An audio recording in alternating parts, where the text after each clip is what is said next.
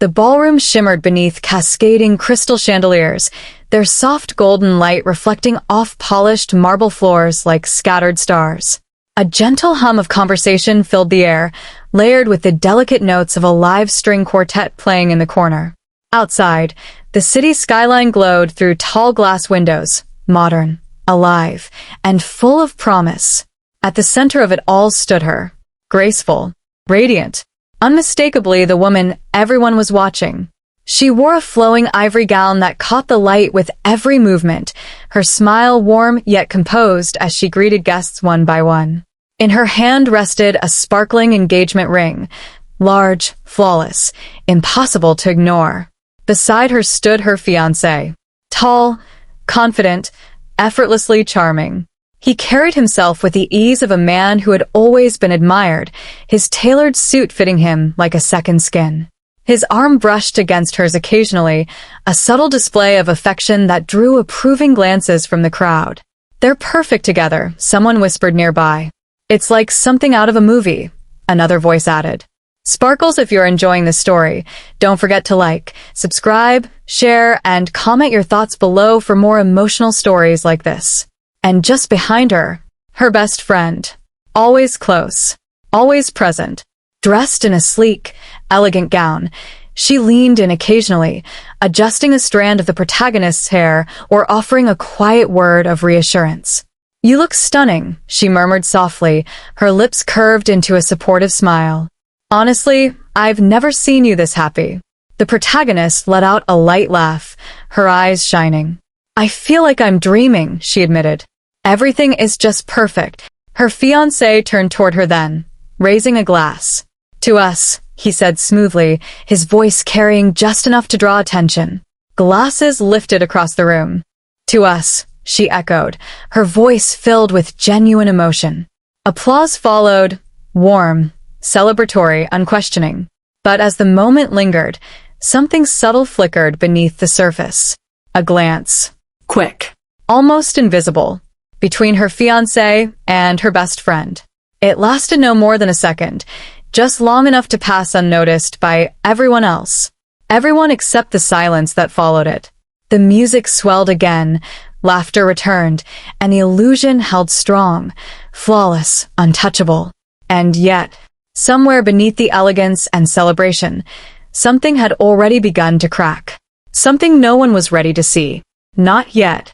The days following the engagement party moved with a quiet elegance. Luncheons at rooftop cafes, late evening drives through glowing city streets, and endless messages of congratulations pouring in from friends, family, and business associates. From the outside, everything remained perfect. But perfection, she was beginning to realize, had its shadows.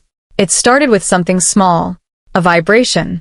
They were seated together at a sunlit cafe overlooking the city, the afternoon breeze carrying the scent of coffee and fresh pastries. She was mid-sentence, laughing softly at something trivial, when his phone buzzed against the table. He glanced at it quickly. Too quickly. Then, almost instinctively, he flipped it face down. "Who is it?" she asked lightly, not thinking much of it. "Work," he replied without hesitation, reaching for his coffee. "It never stops." She nodded, smiling. That made sense. His world was demanding. Important. Still, something about the way his fingers lingered on the phone felt off. Later that evening, back at his penthouse, she found herself alone in the living room while he stepped out onto the balcony, speaking in hushed tones. The city lights stretched endlessly beyond the glass, but her attention wasn't on the view. It was on him. His voice low, careful, almost secretive. She couldn't hear the words, but she noticed the way he turned slightly away, as if shielding the conversation. When he returned, he smiled as if nothing had happened. "Everything okay?" she asked. "Just business," he said again, brushing it off with ease. But this time it didn't feel as convincing. And then there was her best friend. Always present. Always close. Too close, perhaps. The three of them met often: dinners, shopping trips, casual visits that blurred into routine. At first, it felt comforting. Familiar. Until she began noticing the details. A glance that lasted a second too long. A shared smile that carried something unspoken. One evening, as they stood together in the softly lit hallway of her apartment, she turned the corner unexpectedly and paused. They were standing closer than usual. Her fiancé leaned in slightly, saying something under his breath. Her best friend laughed, but it wasn't the kind of laugh she shared openly. It was quieter, intimate. The moment shattered as soon as they noticed her. "Oh, you're here," her best friend said quickly, stepping back. "Just talking about the wedding," her fiancé added smoothly. She forced a smile. "Of course," she said. "Of course." But as the night settled and silence filled her room, a strange unease lingered in her chest. Nothing was wrong. Nothing she could prove. And yet, something didn't feel right anymore. Something just beneath the surface, waiting. The rain began just after sunset. Soft at first, then heavier, drumming steadily against the windows of her apartment as the city lights blurred into streaks of gold and white. She stood by the mirror, adjusting her earrings, her reflection calm, but her mind restless. He had canceled dinner. Again. "Something urgent came up," he had said over the phone. "I'll make it up to you, I promise." She had smiled, said it was fine. But tonight it didn't feel fine. Something inside her, quiet, persistent, refused to be ignored. Almost without thinking, she grabbed her coat and keys. 20 minutes later, she stood outside his penthouse building, rain soaking into the edges of her sleeves. The lobby was quiet, the receptionist offering a polite nod as she stepped into the elevator. Her heart began to beat faster with every floor. "You're overthinking," she told herself. "This is nothing." But the unease only grew. When the elevator doors opened, the hallway stretched ahead, silent, dimly lit, almost too still. She walked toward his door. Paused. Then gently pushed it open. Unlocked. The first thing she noticed was the silence. No music. No television. Just the faint sound of rain tapping against the glass walls beyond. "Hello," she called softly. No answer. She stepped inside. And then, a sound. A quiet laugh. Familiar. Coming from the bedroom. Her breath caught. Slowly, as if moving through water, she walked forward. Each step felt heavier than the last, her pulse loud in her ears. The door was slightly open. Just enough. And when she reached it, everything stopped. Her world. Her breath. Her heart. Inside the room, beneath the soft glow of a bedside lamp, they stood together. Too close. Far too close. Her fiancé. And her best friend. His hand rested against her waist. Her fingers lightly curled into his shirt. Their faces inches apart. Intimate, unguarded. Real. For a moment, no one spoke. No one moved. Then her best friend turned slightly and saw her. The color drained from her face. "Wait," she started. But the word came too late. The protagonist stepped back as if the ground had shifted beneath her. "No," she whispered, her voice trembling. "No, this isn't." Her fiancé exhaled sharply, running a hand through his hair. "It's not what you think," he said, though even he didn't sound convinced. Tears filled her eyes, but she didn't let them fall. "Then tell me," she said, her voice breaking despite her effort. "What is it?" Silence. Heavy. Suffocating. And in that silence, the truth said everything. Her gaze moved between them, two people she trusted more than anyone. Now standing together, without shame, without denial. Her chest tightened, the pain sharp and undeniable. In that moment she understood. This wasn't a mistake. This wasn't recent. This was something that had been happening right in front of her. And she had never seen it. A broken laugh escaped her lips, hollow and disbelieving. "I trusted you," she whispered. But neither of them had an answer. And as the weight of betrayal settled deep into her soul, she turned and walked away, leaving behind the love she believed in, and stepping into a truth that would change everything. The engagement venue had not changed. The same grand hall still glowed with golden chandeliers, the same soft music still floated through the air, and the same guests still filled the polished space with quiet conversation. But everything felt different now. Heavier. Colder. The protagonist stood near the center of the room, motionless, as if the world around her had slowed just enough to make every heartbeat painful. Her face was pale, eyes still carrying the aftermath of what she had just seen, what she could not unsee. Whispers had already begun. Something had happened. Something people could sense but not yet understand. And then he walked in. Her fiancé. Flawless suit. Perfect posture. Controlled expression. But there was no warmth in his eyes anymore. Behind him stood her best friend. No longer hesitant. No longer hiding. She looked almost confident, as if the truth had finally given her permission to exist openly. The music softened. Even the guests seemed to notice the shift. The fiancé stepped forward, and for a moment, the entire hall fell into uneasy silence. "I think it's time everyone knows the truth," he said calmly. A ripple moved through the crowd. The protagonist's breath caught. "No," she whispered, barely audible. "Don't." But he continued anyway. "This engagement is over." Gasps filled the room. Eyes turned toward her instantly. Her chest tightened as humiliation spread like fire beneath her skin. Then he turned slightly toward her best friend. "And I've made my choice." The words landed like a final, not confusion, not regret, a decision. Her best friend lowered her gaze for a moment, then stepped closer to him without hesitation. No apology. No scam. Only certainty. "I didn't want it to end this way," the fiancé added, though his tone suggested otherwise. "But this is where I belong now." Her fingers trembled at her sides as the reality settled in. Not just betrayal, but exposure. Not just loss, but public abandonment. In front of everyone. She swallowed hard, forcing herself to speak. "Was I ever anything to you?" she asked quietly. The fiancé hesitated, just for a second, and that second said everything. Her best friend looked away. No answer came. The silence that followed was worse than any words. Heat rushed to her face, anger, shame, heartbreak all colliding at once. She felt every stare in the room like weight pressing down on her shoulders. She took a step back. Then another. The laughter that once filled this hall now felt like a distant memory of a life that no longer belonged to her. And as she turned toward the exit, one thought burned through her pain like steel.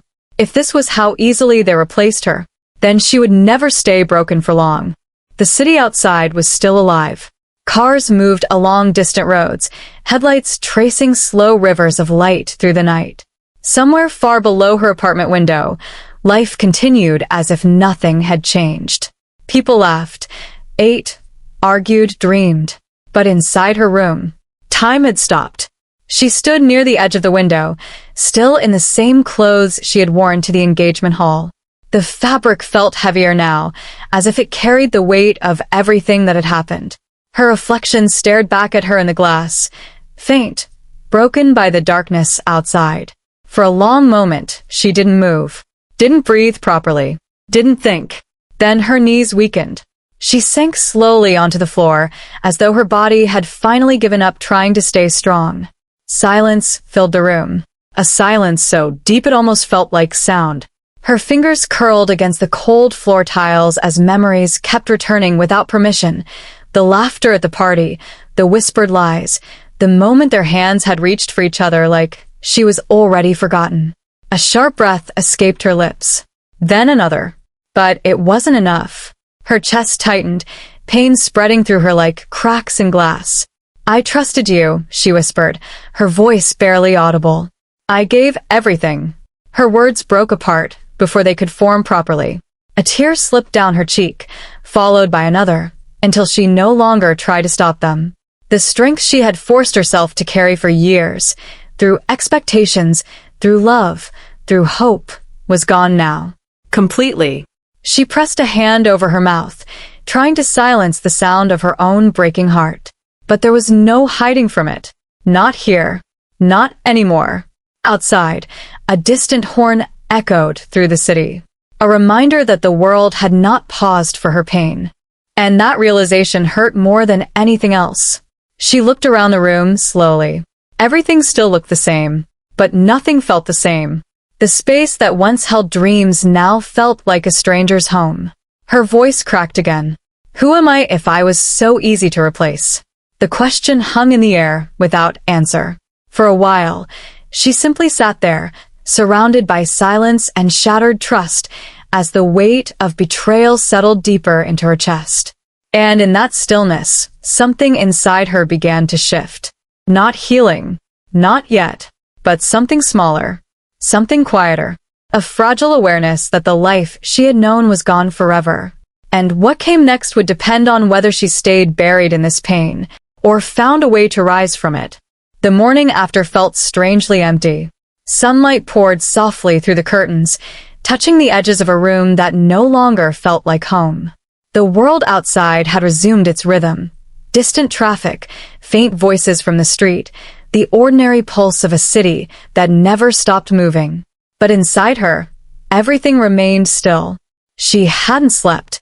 Not properly. Her eyes carried the weight of a night spent in silence, her thoughts looping endlessly between anger, disbelief, and exhaustion.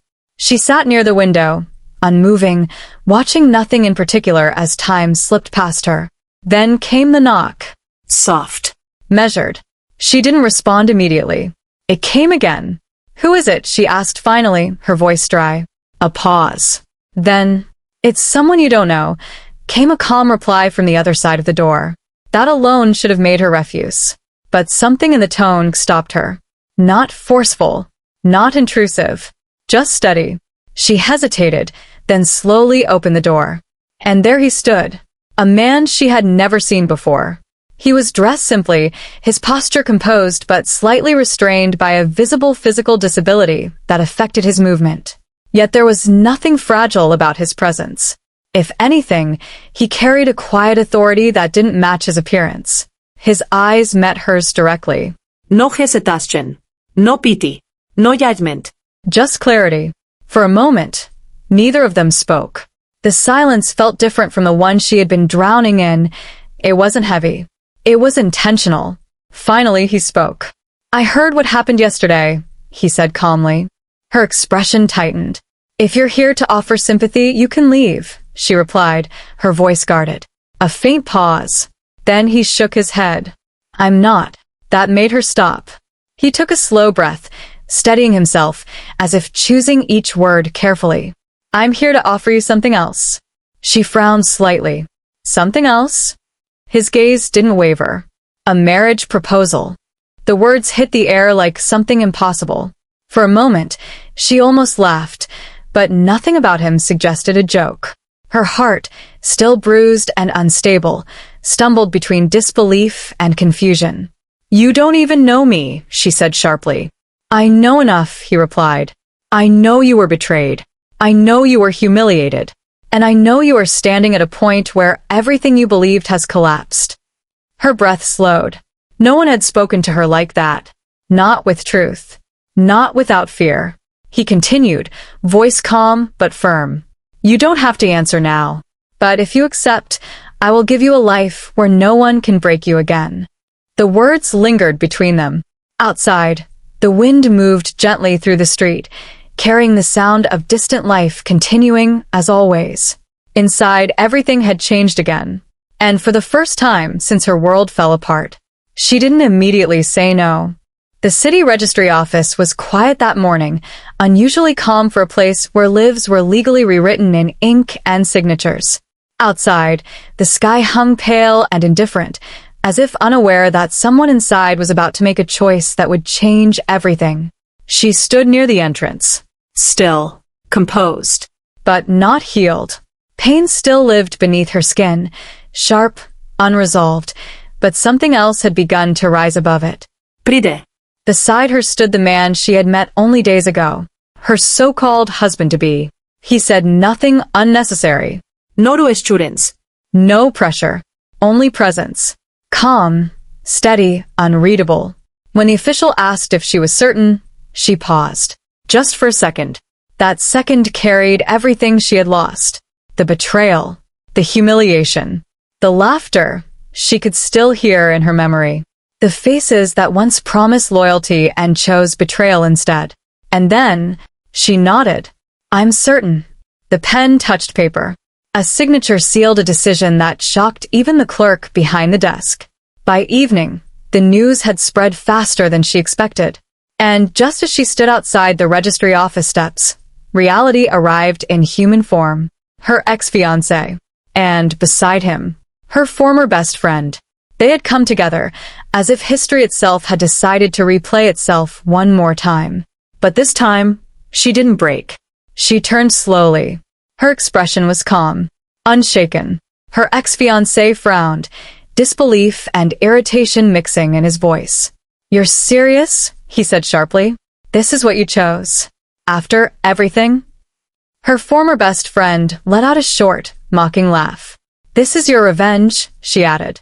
"A man like him?" The husband stepped forward slightly, but she raised a hand gently, stopping him. Not fear. Control. That simple gesture alone silenced the air. She looked at them both. And for the first time, there was no pleading in her eyes. Only certainty. "You think I lost something," she said quietly. "But I only lost people who were never mine to begin with." A cold silence followed. Her ex-fiancé's jaw tightened. "You'll regret this." She smiled faintly. Not warmly. Not sadly. But with something sharper. "No," she replied. "For the first time, I won't." A gust of wind passed through the street, lifting the edge of her hair as she turned away from them. Her husband stood beside her again, silent as ever, as if waiting for nothing more than her next step. And when she walked forward, she did not look back. Behind her, the past stood frozen in disbelief. And ahead, a life no one had expected her to choose. The house was quiet. Not empty, just quietly intentional. It sat on the edge of the city, away from the noise of crowded streets and flashing lights. A modest exterior, simple walls, a small garden where the wind moved through dry leaves like whispered secrets. Nothing about it suggested wealth, power, or anything extraordinary. And yet, she couldn't shake the feeling that she had stepped into a life that didn't fully belong to what she was seeing. Her husband moved through the space with calm familiarity. No hesitación. No confusión. He brewed tea in the morning as if he had done it in this exact kitchen for years. He read the newspaper with quiet focus, occasionally pausing at articles that seemed oddly specific for someone like him. She watched him carefully from the dining table. "You don't seem surprised by anything in the news," she said lightly, breaking the silence. He didn't look up immediately. "I pay attention," he replied simply. That was all. But it wasn't the answer that unsettled her. It was how effortlessly he said it. Days passed like this. Simple routines. Quiet meals. Minimal words. Yet beneath that calm surface, she began noticing things that didn't belong together. A phone call he answered once in another room, his voice shifting instantly into something firmer, more controlled. Not loud. Not aggressive. Just authoritative. Another time, a delivery arrived at the house. The courier froze when he saw her husband, bowing his head slightly before leaving without a word. She noticed. She always noticed now. One afternoon, they walked through a small market street nearby. Vendors called out, children ran between stalls, and life unfolded in its usual chaos. A shopkeeper accidentally bumped into him. "Apologies, sir," the man said immediately, visibly nervous. Her husband only nodded, but the shopkeeper's eyes lingered, recognition mixed with fear or respect. She stopped walking. "Do you know him?" she asked softly. "No," he said without hesitation. But the answer felt too quick, too smooth. Later that evening, she found herself staring at him while he stood by the window, hands resting casually in his pockets, watching the city lights flicker in the distance. "Who are you really?" she asked before she could stop herself. A long pause followed. Not defensive, not surprised, just quiet. Finally, he turned slightly toward her. "That depends," he said calmly, "on what you believe you're ready to understand." Her breath caught. For the first time since their marriage, she felt it clearly. This was not a simple life, not a random decision, and definitely not a coincidence. Something about him, his silence, his control, the way the world reacted to him without explanation, did not add up. and whatever truth he was hiding was still waiting to surface. The night was unusually still. No wind moved through the trees outside the house, and even the distant sounds of the city seemed softened, as if the world itself was holding its breath. Inside, a single lamp cast warm light across the room. She stood near the center, her arms crossed tightly, not in anger, but in a growing tension she could no longer ignore. Every unanswered question had finally gathered into one overwhelming weight, and tonight she needed the truth. Her husband stood by the window, facing away from her, as always calm, controlled, unreadable. "You keep saying I'm not ready," she said quietly, "but I need to understand who I'm living with." A pause. Then he turned. Not fully at first, just enough for the light to catch his face, revealing an expression far more serious than she had ever seen. "You really want the truth?" he asked. Her heartbeat tightened. "Yes." Silence followed. Heavy. Final. Then he slowly reached for something on the table, a thin file she hadn't noticed before. He placed it in front of her without a word. Her hands trembled slightly as she opened it. The first page made her stop breathing. Photographs. Documents. Names she didn't recognize, but titles she did. Board positions. Financial holdings. International connections. Organizations she had only ever heard of in passing, all linked to one identity. Him. Her eyes scanned faster, disbelief building with every page. This can't be real," she whispered. He didn't interrupt. He didn't need to. Then came the final pages. Records of a past incident. Reports of an accident.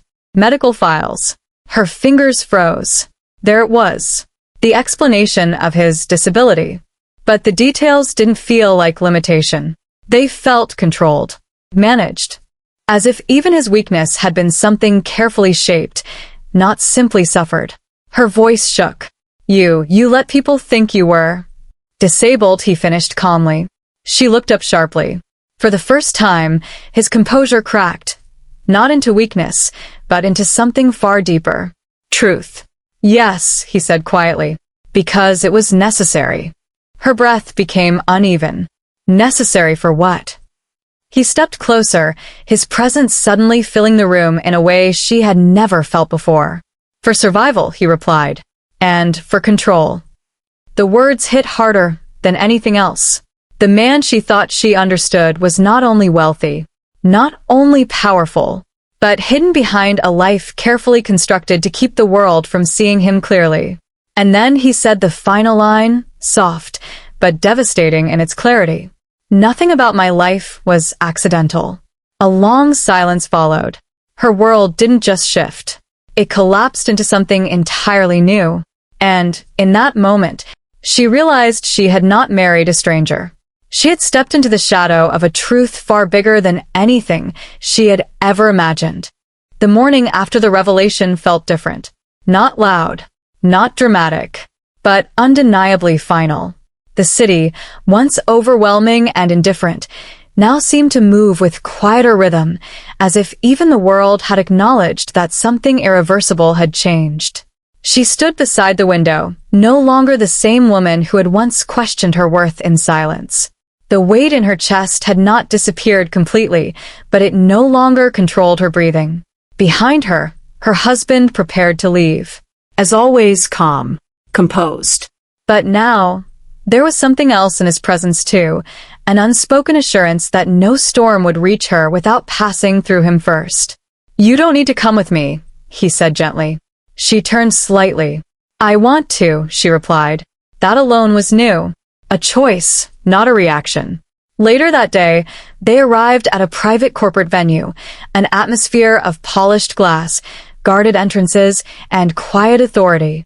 Inside, the world of her past was already waiting. Her ex-fiancé stood near the center of the room, but he no longer looked confident.